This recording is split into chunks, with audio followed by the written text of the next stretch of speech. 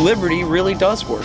Letting free people determine their own destiny, pursue their own happiness, make their own way in the world, take responsibility for their own behavior, that's what gets things done. That's what ends up creating the best society for the whole anyway.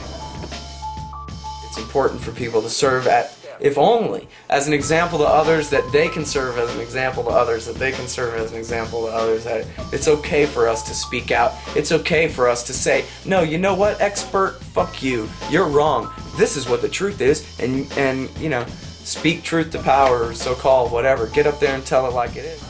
But the Oklahoma bombing has a lot of elements of an inside job, and I've, at least for a long time, suspected that part of the reason that it was done was in order to discredit the people who had not just gotten angry, but had organized themselves after Waco to say that we're not going to let you do this anymore. But, you know, frankly, we all live in a state of anarchy and peace among each other pretty much all day, every day, and we prove with all of our mutually beneficent exchanges how unnecessary war is every day.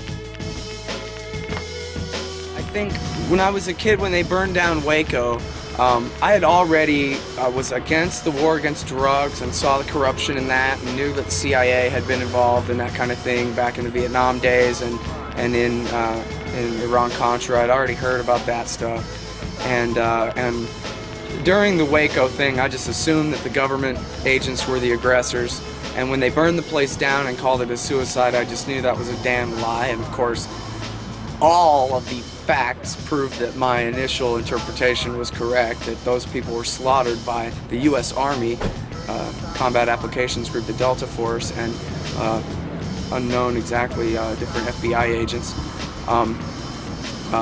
There should have been a revolution in April of 2003 when everybody said, alright, where are the warehouses full of mustard and VX and sarin gas? Where's the centrifuges? Where's the nuclear program? And the shit wasn't there, and after it had been 3 weeks since the fall of Baghdad and the shit still wasn't there, the American people should have said, alright, that's it. You just lied to us for 9 months straight to get us in this war, you sons of bitches. Resign, blah, blah, nothing. Most of the patriot right-wing militia type movement in the 1990s were all people who had been screwed out of their great-grandfather's farm by the Federal Reserve System, inflating and deflating the currency, manipulating the interest rates, and, you know, luring them into debt and then destroying them. And they were really pissed off and didn't have too much to do except, you know, go around to gun shows and shit and hang out.